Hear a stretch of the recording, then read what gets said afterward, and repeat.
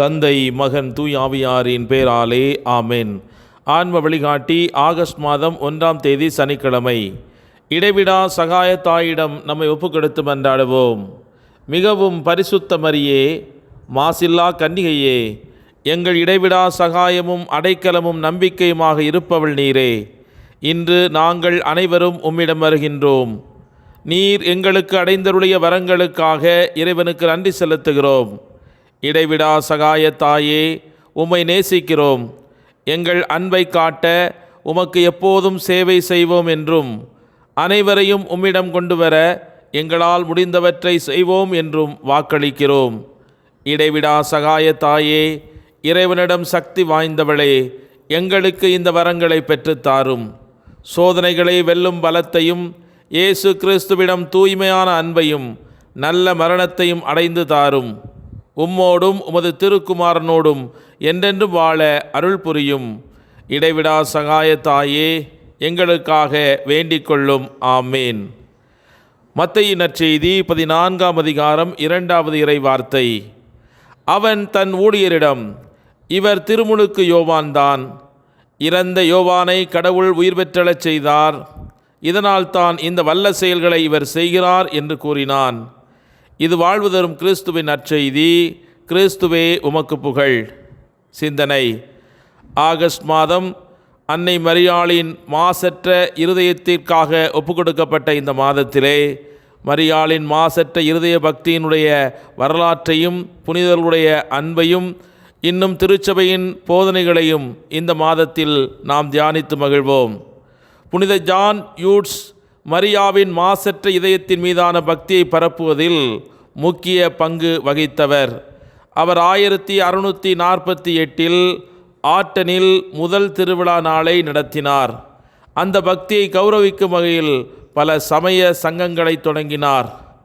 மேலும் மாதாவின் போற்றத்தக்க இதயம் என்ற நூலையும் எழுதினார்.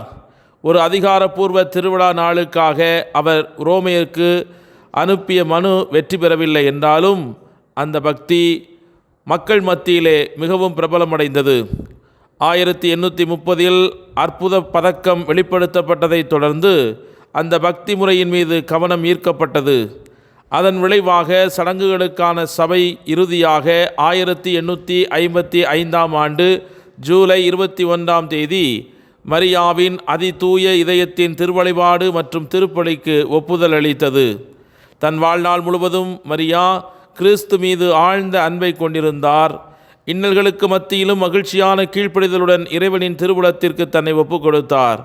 புனித அன்னையின் அகவாழ்வை போற்றுவதற்காக அர்ப்பணிக்கப்பட்ட மரியாவின் மாசற்ற இதய பக்தியானது கடவுள் மீதான அவரது அன்பு இதயத்தை பிரதிபலித்தது.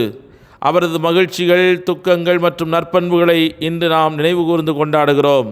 ஜூன் மாதம் 17 அன்று மரியாவின் மாசற்ற இதய நினைவு நாளை நாம் அனுசரிக்கும் வேளையில் இந்த பக்தி முறை அதனுடன் தொடர்புடைய திருவுருவங்களின் முக்கியத்துவம் மற்றும் பேராலயத்தில் எங்கு இடம்பெற்றுள்ளது என்பதை பற்றியும் தொடர்ந்து வரும் நாட்களிலே நாம் தியானிக்கவிருக்கிறோம்.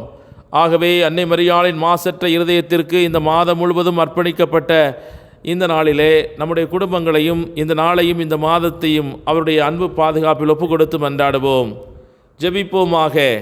எங்கள் அன்பு இயேசுவே, எங்களின் உயிரினும் மேலான மதுரமான உமது பெயரை ஏற்றி போற்றுகிறோம். விலை மதிப்பில்லாத உமது தூய இரத்தத்தை சிந்தி எங்களை மீட்டவரே, எங்களின் வாழ்வுக்காக மீட்புக்காக உமது வாழ்வை பரிசாக கொடுத்தவரே, உமக்கே மகிமையும் மாட்சியும் புகழும் என்றென்றும் உரித்தாகுக. எனது உயிர் இந்த உடலிலே இருக்கும் வரை நான் உம்மையே புகழ்ந்து கொண்டே இருப்பேன். ஏனெனில் நான் இருப்பதும் இயங்குவதும் உம்மிலேதான். நான் உயிரோடு நடமாடுவது உமது இரக்கத்தில்தான்.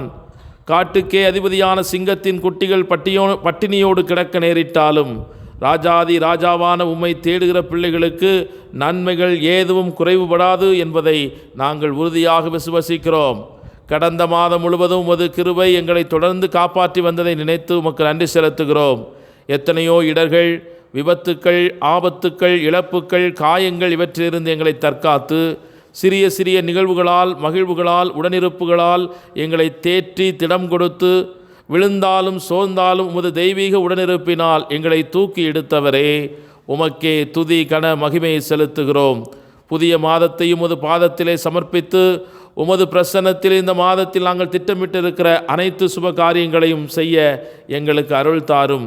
எங்கள் குடும்ப உறுப்பினர்கள், நண்பர்கள், உறவினர்கள், வேலை செய்யும் இடங்கள், எங்கள் அன்புக்குரிய அனைவர் மீதும் உம்முடைய பரிசுத்த இரத்தம் தெளிக்கப்படுவதாக. உமது பாதுகாப்பில் நாங்கள் மகிழ்வோடு நிறைவோடு வாழ எங்களுக்கு அருள் தாரும். எமது அன்பு பிள்ளைகளின் எதிர்காலத்தையும் வேலை வாய்ப்பையும் பொருளாதார நலன்களையும் பலப்படுத்தும். கடன் பிரச்சனைகளிலிருந்தும் வானத்தினுடைய பலகணிகளை திறந்து எங்கள் வாழ்வை ஆசீர்வதித்து எங்கள் வாழ்வில் நீர் அனுமதித்திருக்கிற ஒவ்வொரு துன்பங்களையும் மகிழ்வோடு ஏற்று அதன் வழியாக உம்மை மாட்சிப்படுத்த எங்களுக்கு அருள் தாரும். அன்பு ஆண்டவரே, பாவத்திற்கும் சாபத்திற்கும் ஆளான இந்த உலகத்து மக்களுக்கு எங்களுடைய வாழ்வை சாட்சியமாய் அமைய எங்கள் வழியாக நீர் செயலாற்றி கொண்டிருக்கிறீர் என்பதை அவர்கள் உணர்ந்து கொள்ளும்படியாக நாங்கள் இன்று யார் யாருக்காக மனமுவந்து ஜபிக்கிறோமோ அத்தனை பேரையும் நீர் தொட்டு சுகப்படுத்தும். அவருடைய வாழ்விலே நன்மையான காரியங்கள் நடக்கட்டும். அதன் வழியாக அவர்கள் உம்மை அறிந்து கொள்ளும்படியான பாக்கியத்தை நீர் தாரும். இயேசுவின் இரத்தத்தினால் நாங்கள் ஒவ்வொருவரும் எங்களை தூய்மையாக்கி எங்களுடைய பாடுகள் பயணங்கள் வழியாக உமது ஆட்சிக்கு உகந்த பிள்ளைகளாக வாழ உமதருள் எங்களை தாங்கி வழிநடத்த வேண்டும் என்று எங்கள் ஆண்டவராகிய கிறிஸ்து வழியாக மன்றாடுகிறோம். ஆமேன். எல்லாமல்ல இறைவன், தந்தை, மகன், தூய ஆவியானவர் உங்கள் அனைவரையும் நிறைவாக ஆசீர்வதித்து புனிதப்படுத்தி வழிநடத்துவாராக. ஆமேன். இயேசுவுக்கே புகழ், இயேசுவுக்கே நன்றி. மரியே வாழ்க. இயேசுவின் இரத்தம் ஜெயம்.